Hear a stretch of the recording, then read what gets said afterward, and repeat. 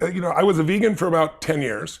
And then I ate fish and salad basically for about 12 years. So dietarily, I've always tried to make sure that what I had was as clean as possible to start with.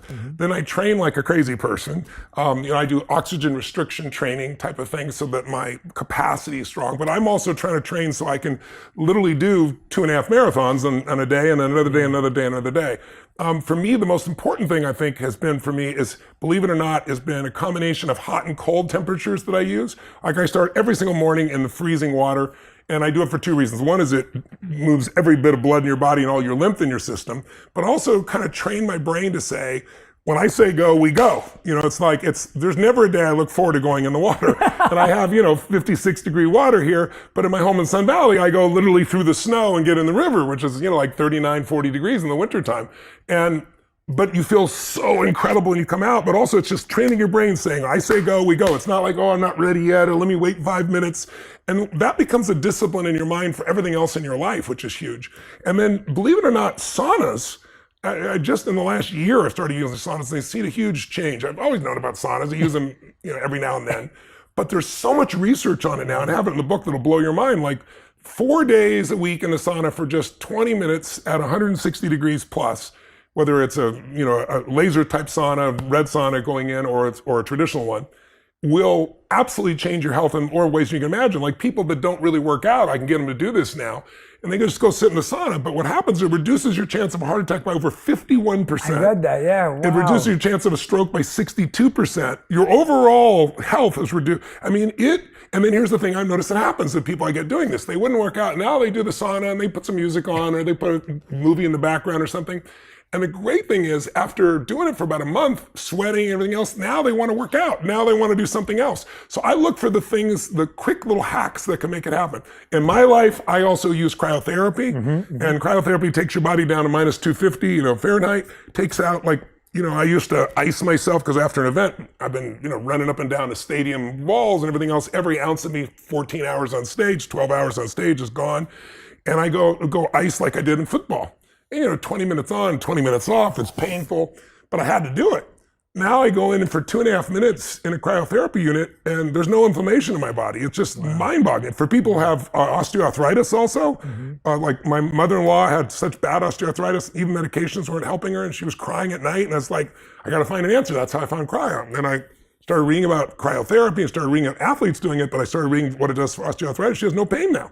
Right? So they're just tools, and you don't have to own one of these things. I'm fortunate enough to have one here, but you can go, there's local places all over the United States, all over the world now, where you can just go in 5 or 10 minutes, and it's amazing. People just need to try it out. So there's lots of different tools. There's exercises you can do that I love called Osteostrong. I invest in this company. It's a 10-minute workout. Sounds like total BS. This is the one that speeds up your metabolism. Yes, it helps you build stronger bones, which most people don't care about bones. Women understand, in their 50s, osteoporosis is a really huge thing. And most of the drugs will eventually fossilize the bones. This is the only thing that's been proven to increase bone density by about 14%. But my athlete friends love it. I love it because when your bones are stronger, your muscles are limited by your bone strength. Because otherwise your muscles will rip open the bone, right? So this is a 10-minute exercise. You do 4 different exercises, and you can go to a local place. You don't have to own the equipment. And literally you're done in that time. And you see the transformation. First time I did this, I remember I worked with this woman. She was about 63 years old. And I went to Gold's Gym with her because he didn't have these machines then. There was a way of doing it with weights. It was a little bit spooky if you screwed up because the weight was so heavy. And there was this guy who was like, 25, 26 years old, ponytail, and sweating like crazy doing the leg press. And we had a camera crew there, and she says, sir, he took a break and he's sweating. She goes, sir, could I just get a quick set in between you? And she's in normal clothes, and she's like 63 years old, and looked like she was almost 70. And he thought he was being punked, right? He gets up and she goes, could you put another 100 pounds on? Literally another 100 pounds on. And so there's a technique where you use an extreme amount of weight for a short period of time, and it stimulates it, because you don't get growth by working out. You get growth by rest, but you have to have a stimulus that's strong enough. And I started doing, I bench press in those days like 240 pounds, and then all of a sudden I bench press 525. I did 1,600 pounds on the leg press, and the guy from Gold's Gym came over having a film, and he's like, you're doing this with your mind. It's like, no, anybody can do this. But now they have these machines, so you don't have to worry about the weight being too heavy or dropping on you. So there are these little tools that can make you stronger, make you faster. And then there's simple things I never did. Like I was working on the sleep chapter at 6:25 in the morning, and I had to be up in 2.5 hours. I'm like, what's wrong with this picture? Because my whole thing was, my wife loves to sleep. 8 hours, 9 hours she'd be thrilled. Yeah. My thing is, I'll sleep when I die, right? Right. But then when I was doing the research for this book, I met this doctor who's a top neurobiologist up in Northern California. He works for Google and everybody else. He's considered the top sleep doctor in the world. And he says, Tony, I think I can convince you. And I said, good luck. Give me your best shot. And he said, well, I did a study. We got a study with 1.6 billion people on sleep. And I go, you couldn't have possibly coordinated that. And he goes, I didn't have to. It's all the countries, 70 countries that have daylight savings times. Wow. And he said, here's what you got. His name's Dr. Walker. He says, Tony, all you got to do is look at the real numbers. Let me show you the numbers. And he showed me that for 3 days after we spring forward, you lose 1 hour. In every country in the world, on average, heart attacks increase 24%. Wow.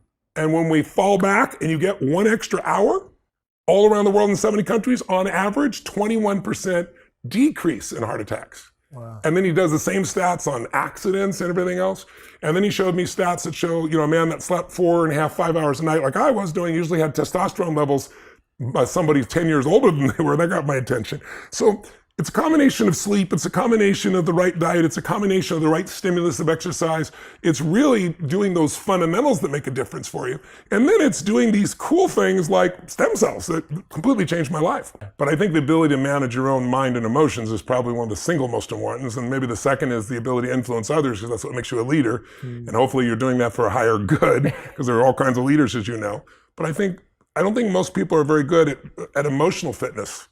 Most people are just not as happy as they could be. I did one book, Money Master the Game. It was kind of like this. Yes. Only, and what I did in that case is I interviewed, 50 of the smartest financial people in the world. Yes. Ray Dalio, Carl Icahn, Warren Buffett. And out of 50 of them, and again, it's in my judgment, I could be completely wrong. And I've spent a lot of time with them. Some have become really good friends. There's probably 4 or 5 that are really happy people. You go, oh, well, money makes people unhappy. Money, it has nothing to do with money. Money makes you more of what you are. It just magnifies. If you're mean, you have more to be mean with. If you're kind, you have more to give, But I think that most people are they haven't learned to manage what's going inside. Doesn't matter how much abundance they have, they're still unhappy. We've all seen people great comedians that have killed themselves. Anthony Bourdain, beautiful man, traveled the world, killed himself, fashion designers that have done it. We've all seen all these different people, Kate Spade. And it's like, what? They had everything. Except they didn't master what was going on here and here. And this is why you lived your life the way you have as well. So I think that skill set is the most important one. That's why even in the book, my last 2 chapters I think are the most important, because it's really about the power of the mind.